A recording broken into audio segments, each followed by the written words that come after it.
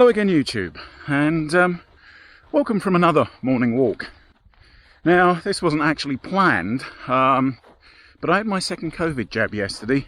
No real side effects, but I do just for some reason feel very tired today.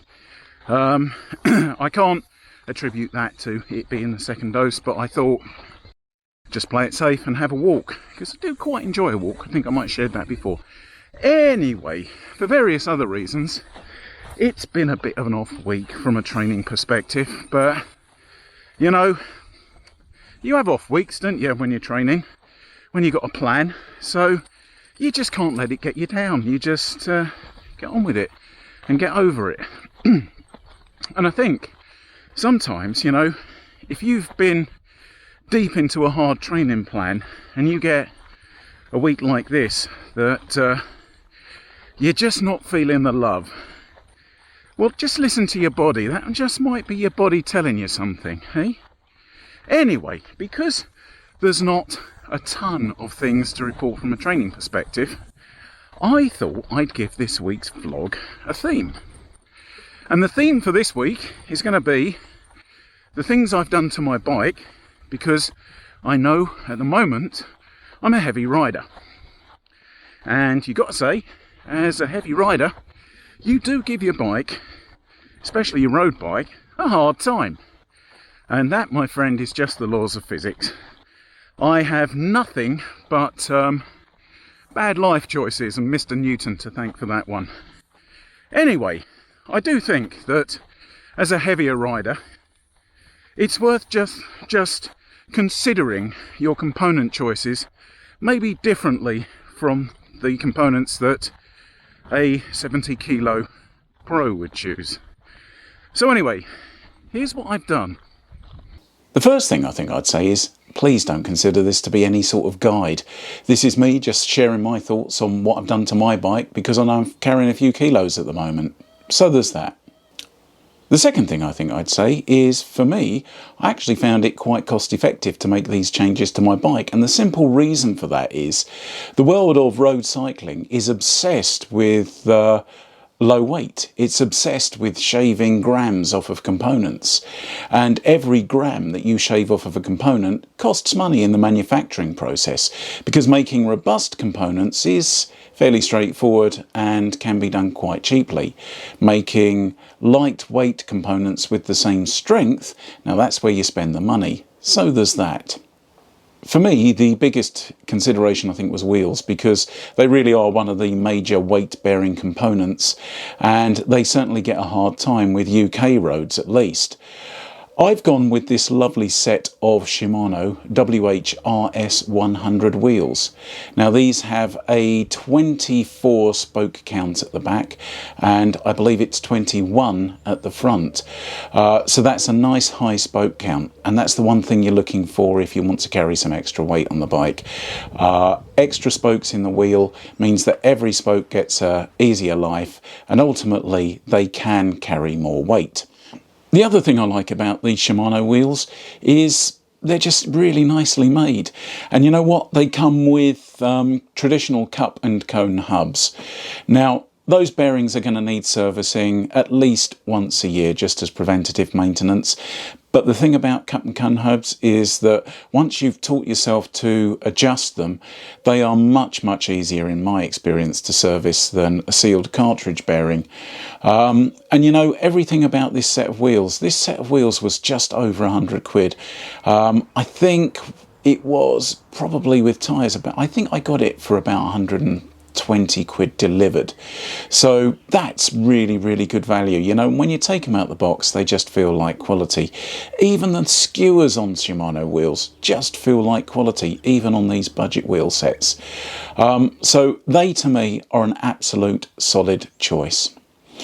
So whilst we're talking about wheels, let's talk about tyres as well, because they're going to bear your weight also. I've gone with the Vittoria Zafiros. Yeah, I know this is the tyre that going back about 18 months I slagged off in a video, and I've become such a convert to them. They're utterly, utterly robust. They are really reliable. I've ridden these hundreds of miles and not had a single puncture. And you know what? I don't think they look bad either. The icing on the cake for these is that they are also a budget tyre, because again, who wants a heavy tyre? Everyone wants a light, fast tyre.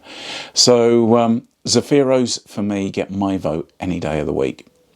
As you can see, the bike is currently wearing a set of wide platform Shimano SPD pedals. These are, I think, they're SMPD 530s. Not sure they make this exact one anymore, but they do make an equivalent, which I'll link in the description. Again, these are a really cost-effective choice. You can get these for under 50 quid a set, or their modern equivalent you can get for under 50 quid a set.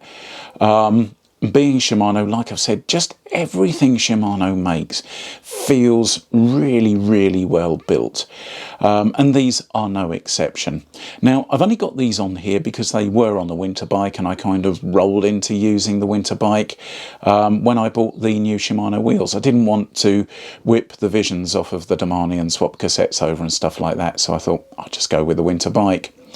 Now, the winter bike is an alloy frame, and I tossed up in my mind whether there was a benefit for a heavier rider over an alloy or carbon frame. To be fair, there isn't. You think how strong carbon fibre is, you know. Alloy has its own qualities. I think that it's easy to perceive that alloy is a little bit more robust just because it's heavier, but it really isn't. You know, carbon fibre is a properly strong material. And one of the benefits that you get with a carbon frame is there are no welds. So the stress points are, I think, much more evenly spread over a carbon frame, especially around the bottom bracket and places like that. But like I say, I only just rolled into using this bike because I had it in play anyway, so I just sort of stuck the new wheels on it and went with it.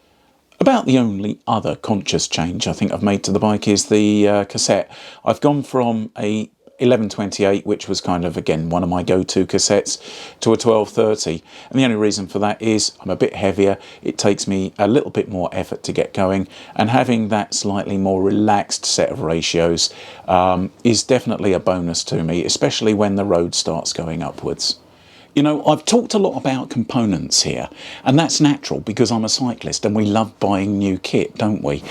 So any excuse to buy a new set of wheels, new cassette or whatever is a good thing, isn't it? You know, but I would say that the one thing that any rider, regardless of weight, can do to their bike is check it after every ride. Go over the frame. You never know if a frame's going to develop a crack.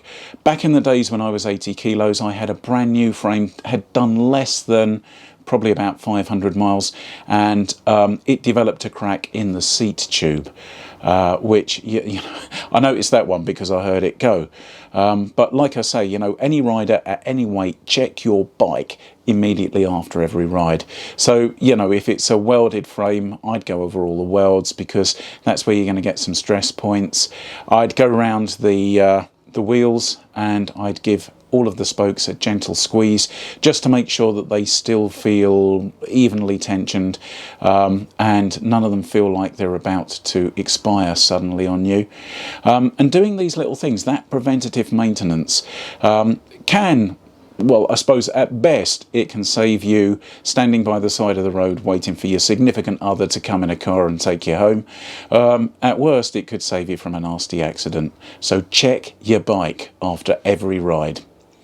Thanks for watching this one, YouTube. Like I say, please don't consider this to be any sort of guide. This is me just sharing my thoughts on what I've done to my bike, because I know I'm giving all of those components a little bit of a harder time at the moment. So like I say, this is not advice. This is just me sharing something because I've had a relatively quiet training week. Hopefully there's going to be more progress to report next week, so I'm looking forward to that. In the meantime, thanks for watching this one, YouTube. If you're new here and you haven't subscribed, I would really appreciate it if you did. And I will see you next week when hopefully there will be more progress to report.